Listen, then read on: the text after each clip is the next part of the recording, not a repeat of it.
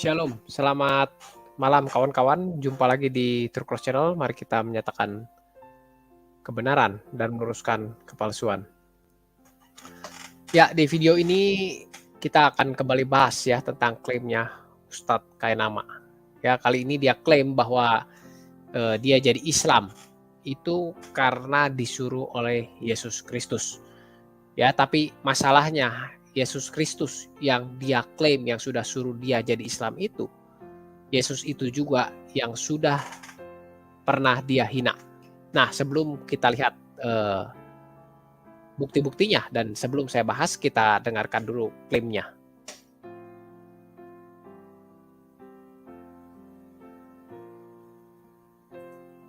Bentar ya.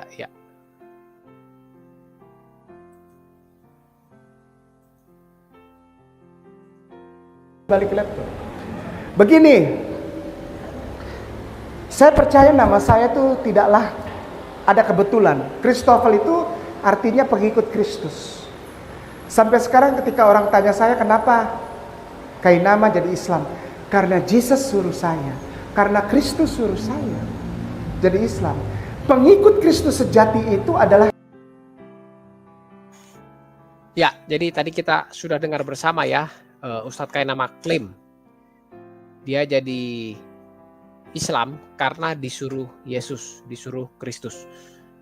Nah, sebenarnya untuk dia membuktikan klaimnya ini, Kainama tidak perlu berbelit-belit ke sana sini ya, gali-gali ke sana sini ya, tinggal cukup dia buktikan saja dari Alkitab. Tunjukkan saja buktinya dari Alkitab. Tapi kan faktanya sampai detik ini tidak pernah ada dia buktikan itu dari Alkitab. Ya, kalaupun dia buktikan, dia akan ambil ya literatur luar Alkitab. Kadang dia pakai Injil-Injil palsu seperti Injil Barnabas. Ya, atau dia pakai literatur lain ya yang tidak ada, yang bertentangan dengan Alkitab. Ya, itulah yang sering dia lakukan. Ya, ini kan sama ya ketika dia pakai Injil Barnabas dan lain-lain. Nah, tapi masalahnya kalau di luar Alkitab, ya jangan dong dia berani-berani klaim itu kata Alkitab. Itu kan penipuan namanya. Ya. Nah, lalu kalau ada orang Islam bertanya, kenapa tidak boleh pakai literatur di luar Alkitab? Lah, memangnya umat Islam akan terima kalau ada orang yang klaim-klaim Al-Quran dan klaimnya itu menyimpang dari yang selama ini dipahami, lalu orang itu membuktikan ucapannya itu pakai literatur di luar Al-Quran. Apa umat Islam akan terima? Ya, saya yakin sekali umat Islam akan marah dan mungkin orang itu akan segera dipolisikan ya, karena dianggap menafsirkan kitab orang Islam dengan sembarangan. Itulah yang sedang Ustadz Kainama lakukan terhadap kekristenan. Dia tafsir Alkitab sembarangan. Jadi sangat wajar kami orang-orang Kristen counter apa yang Ustadz Kainama klaim. Ya, kami tidak perlu polisikan, kami hanya perlu counter saja.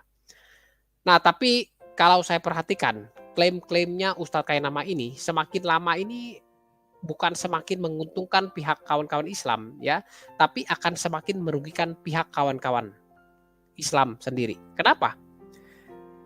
Nah, saya akan tunjukkan ya di video yang tadi yang sudah saya putarkan. Kita semua sudah bisa lihat bersama ya. Dia klaim dia jadi Islam karena disuruh Yesus Kristus. Tapi kawan-kawan juga jangan lupa, dia juga pernah klaim bahwa Yesus gila dan Yesus ada di neraka. Bahkan yang lebih parah, Ustadz Kainama katakan itu kata Alkitab. Kita lihat dulu videonya biar ingatan kita segar ya. Sebentar, saya turunkan dulu yang ini, akan saya naikkan. Kita lihat dulu ya yang Ustadz Kainama klaim Yesus gila ya, ini sebentar. Ini saya ambil dari Yesus. Ya. Ini saya ambil dari pil pahit ya, kita lihat dulu. Bukan. Yesus gila, Paulus gila, orang berbahasa lidah gila. Bukan kita yang bilang, Bible yang bilang. Bible yang bilang, betul. Itu ya. Ya, barusan kita dengar ya, itu klaimnya siapa? Ustadz Kainama ya. Ini saya ambil dari, sebentar Bible kawan-kawan. yang bilang. Ini saya ambil dari Pil Pahit ya. Ya, ini klaimnya Ustadz Kainama. Tadi dia katakan Yesus gila, dan yang lebih parah dia katakan itu Alkitab yang katakan, Bible yang bilang. Nah, sekarang video ini saya turunkan, saya akan naikkan ya yang Ustadz Kainama klaim bahwa Yesus itu ada di neraka. Ini saya turunkan dulu yang ini. Nah, ini saya ambil video ini dari, sebentar ya. Ini dari siapa ini? Luis Prasetyo ya. Sebentar ya. Ya, dari Luis Prasetyo ya. Ini kita dengarkan ya. Di menit 1:03 ya. Ya, di sini ya kita dengarkan. Ustadz terus, sebentar lagi selesai. Pengampunan dosa. Pengampunan dosa. Ini yang menjadi senjata mereka.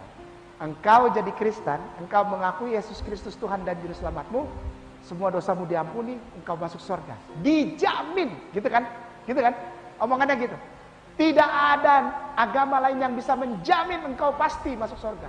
Kalau Islam itu masih insya Allah katanya. Kalau ini pasti masuk surga. Bagaimana masuk surga? Kau punya Tuhan Yesus saja masuk neraka gimana? Kan tadi diomongin. Kau jamin orang masuk surga, pengampunan dosa. Nah Yesusnya ada di neraka, kok gimana? Ini gimana bos? Ayolah, terus Ustaz boleh terus. Ya jelas ya kawan-kawan, itu klaimnya Ustadz Kainama ya, saya ambil dari Luis Prasetyo. Ya jadi di sini Ustadz Kainama ya di video yang lain sudah klaim ya bahwa Yesus gila dan Yesus masuk neraka. Dan lebih parahnya dia katakan itu menurut Alkitab. Nah, jadi sekarang kita bicara logika dulu ya. Kawan-kawan saya tidak bahas apa yang dia bahas itu ya, yang karena nanti terlalu melebar. Saya hanya ingin tunjukkan bahwa Kainama ini sudah pernah tuduh Yesus gila dan Yesus masuk neraka. Tapi sekarang dia malah klaim dia jadi Islam karena disuruh oleh Yesus yang sudah dia hina itu. Ya. Nah, secara logikanya kalau menurut Ustadz Kainama itu Alkitab yang bilang seperti itu, ya lalu kenapa kalau begitu si Ustadz Kainama ini mau saja disuruh Yesus yang sudah dia katakan gila dan ada di neraka itu? Ya kawan-kawan tangkap maksud saya ya. Saya tadi sudah jelaskan di video yang awal saya putarkan. Kainama ini klaim bahwa dia jadi Islam karena disuruh Yesus. Tapi di video yang lain yang tadi juga saya sudah putarkan 2 video, Kainama klaim bahwa menurut Alkitab, ini menurut Kainama ya, dia katakan menurut Alkitab Yesus gila dan Yesus ada di neraka. Jadi artinya secara logisnya Kainama di sini klaim bahwa yang suruh dia jadi Islam itu ya, kawan-kawan saya tidak enak hati ya bilangnya ya, kawan-kawan sudah tahu maksud saya ya. Nah silakan kawan-kawan cerna sendiri ya. Nah tapi yang pasti yang gila itu bukan Yesus ya. Yang klaimnya itu menurut saya yang kurang waras ya. Nah kenapa kalau dia waras, kenapa mau menurut saja disuruh orang yang sudah dia tuduh gila dan apalagi dia tuduh ada di neraka. Nah inilah blunder Ustadz Kainama. Semakin banyak dia bicara, sebenarnya semakin banyak blunder yang dia lakukan. Ya, nah tapi tidak apa-apa, kita bongkar satu persatu. Ya, selama dia terus hina dan menista Alkitab, ya kita akan terus bongkar supaya orang sadar siapa Kainama ini. Ini jelaskan penghinaan terhadap kekristenan. Ya kenapa penghinaan? Kenapa penistaan? Ya karena Alkitab tidak pernah katakan Yesus gila dan Alkitab tidak pernah katakan Yesus ada di neraka. Tidak pernah ada itu di dalam Alkitab. Ya ini kan karangan-karangan Kainama saja atau kebodohan dia saja yang tidak bisa menafsirkan Alkitab dengan benar. Alkitab ditafsirkan lepas dari konteksnya. Ini cara penafsiran yang sangat konyol. Ya saya sering katakan orang seperti ini bahkan baca koran saja pasti tidak bisa paham. Ya, baca koran pun dia pasti salah paham. Konteks dilepas, ya hanya diambil kata-katanya, digali kata-katanya saja, ditarik-tarik ke bahasa aslinya. Ini kan bukan cara hermeneutik Alkitab. Alkitab itu tidak harus semua kata-katanya ditarik lagi ke bahasa asli seperti itu. Tidak seperti itu cara menafsirkan Alkitab. Ya, ini cara penafsiran yang konyol karangan Ustadz Kainama itu sendiri, ya. Jadi kalau memang dia tidak paham Alkitab, tidak bisa menafsirkan Alkitab, ya sudah, jangan utak-atik Alkitab. Alkitab itu kan bukan punyanya orang Islam, bukan punyanya dia. Ya, bahas saja kitabnya. Ya, lagi pula kitab kami Alkitab yang resmi, yang LAI ini kan sudah dikatakan oleh pihak-pihak tertentu dari kalangan Islam, sudah diubah-ubah isinya. Ya jangan pakai Alkitab dong, ya. Pakailah Alkitab yang kalian katakan benar itu yang mana. Ya, lagi pula kenapa sih harus selalu cari-cari di Alkitab? Ya, jadi ini kan namanya satu kebodohan, sudah tidak paham Alkitab tapi dengan berani ya karang-karang Alkitab dikarang-karang dan dituduh seperti itu, ya. Ini kan benar-benar penghinaan terhadap kekristenan, terhadap Tuhan kami, terhadap Yesus, ya. Nah, itulah kesalahan Ustadz Kainama, ya. Juga di Alkitab saya mau katakan, tidak pernah ada Yesus sarankan orang untuk jadi Islam. Tidak ada. Ya, ini namanya Ustadz Kainama sedang memutar balik kebenaran Alkitab. Sekarang saya tanya kepada kawan-kawan Islam saya, kepada saudara-saudara Islam saya.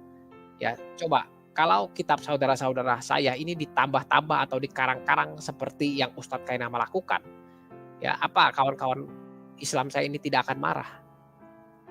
Nah, jadi menurut saya yang penting untuk segera sadar dengan ulah Kainama ini bukan orang Kristen.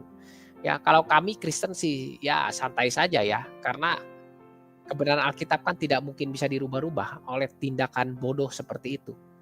Ya, semua orang Kristen, apalagi yang sudah belajar Alkitab dengan benar, pasti tahu tidak pernah ada Islam dan tidak pernah ada Nabi Muhammad di dalam Alkitab. Ya, jadi kami tidak terlalu ambil pusing, paling-paling kami counter saja terus seperti ini.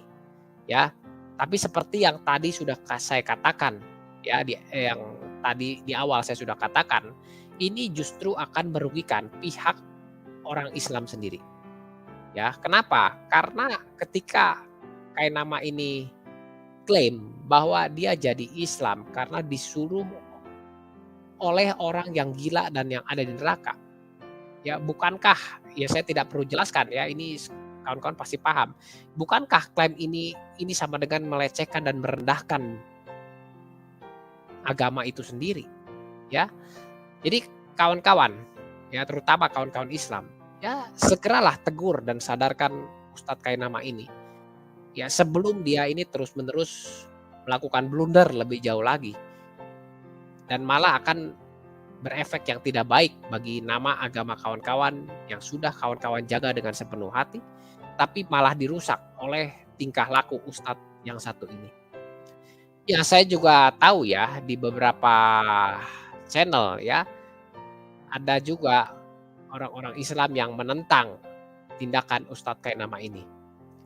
Ya, tapi kan faktanya Ustadz Kainama ini bukannya sadar, bukannya berhenti melakukan hal-hal seperti itu, tapi dia malah makin menjadi-jadi. Mungkin dia pikir tindakan dia ini akan merugikan pihak kekristenan. Tidak, pihak kekristenan tidak dirugikan apapun ya, paling kami counter saja terus seperti ini. Ya. Nah, jadi saya pikir kawan-kawan Islam perlu lebih keras bersuara ya untuk menyadarkan Ustadz yang satu ini. Ya, itu saja saran saya untuk kawan-kawan Islam. Dan saya pikir saya cukup selesai bicara sampai di sini ya. Nah, apakah ada yang mau naik ya, berikan pendapat, pandangan, atau komentar, silakan, link sudah saya bagikan. Ya, silakan ya kalau ada yang mau naik silakan ya. Saya tunggu sebentar.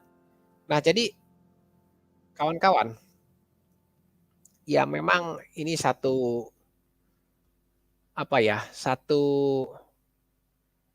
bukan tantangan ya sebenarnya bagi saya. Kadang-kadang klaim-klaimnya Ustadz Kainama ini terlalu di luar akal normal ya. Sudah, nanti saya akan lebih banyak bahas lagi ya. Banyak klaim-klaimnya yang semakin aneh. Ya, kadang dia klaim, misalnya ya dia klaim bahwa ya dia klaim-klaim dari Alkitab ya, tapi penjelasannya itu bukannya pakai Alkitab ya, tapi berbelit-belit ke hal-hal yang lain dulu, dan kadang-kadang tidak ada sambungannya, tiba-tiba masuk kepada poin kesimpulan kepada klaimnya dia. Nah, ini jadi seperti ini sekarang. Kalau dulu kan dia cari-cari kata-kata ya, seperti Zakir Naik itu ya. Dia cari kata-kata yang mirip ya seperti Mahamadim. Mahamadim itu kan dalam bahasa Ibrani itu kata sifat ya, bukan nama orang ya, tapi karena namanya mirip-mirip dengan nama nabinya, lalu dia klaim itu nabinya. Makanya dia itu klaim bahwa di Alkitab bicara tentang Nabi Muhammad. Ya, padahal Mahamadim yang ada di Kidung Agung, yang ada di Kitab Pengkhotbah, di Kitab Ulangan, itu bukan nama orang, itu kata sifat ya, yang menunjukkan sesuatu yang menarik ya. Ya seperti itulah, sesuatu yang menarik, sesuatu yang indah ya, tapi itu bukan nama orang ya. Tapi karena bahasa Ibraninya, kata Ibraninya mungkin mirip dengan nama nabinya, nah ya lalu diklaim itu ya, Mahamadim ya, diklaim itu sebagai nabinya, padahal itu bukan, itu kata sifat ya. Dan itu dari akar asli katanya dari apa ya, saya juga lupa ya, nantilah kita bahas di ini, saya lupa jadinya ya. Ya jadi seperti itu kawan-kawan, banyak hal-hal yang klaim-klaimnya dia ini makin kesini makin seenak-enaknya ya, dan saya juga tidak tahu ya kenapa dia semakin berani. Ya itulah kawan-kawan, mungkin yang perlu saya sampaikan. Kalau ada yang mau naik beri tanggapan silakan. Ya kalau tidak ada saya akan akhiri ya. Bentar ya. Ya baiklah ya, karena tidak ada yang naik saya akan akhiri saja sampai di sini ya. Besok mungkin saya akan live lagi ya, karena banyak ya yang Ustadz Kainama ini hampir setiap hari dia bahas-bahas Alkitab ya. Jadi saya pun sampai tidak sempat untuk bahas-bahas yang lain ya, karena banyak hal-hal yang terlalu kurang ajar ketika dia bahas-bahas Alkitab. Ya jadi saya akan fokuskan dulu beberapa waktu ini untuk terus untuk terus counter ya pembahasan Ustadz Kainama. Ya kalau ada yang mau beri saya masukan silakan ya, nanti di komentar juga boleh berikan saya masukan ya. Nah itu saja kawan-kawan, saya akan akhiri sampai di sini. Ya, sampai jumpa di topik selanjutnya. Selamat malam, selamat beristirahat. Tuhan memberkati.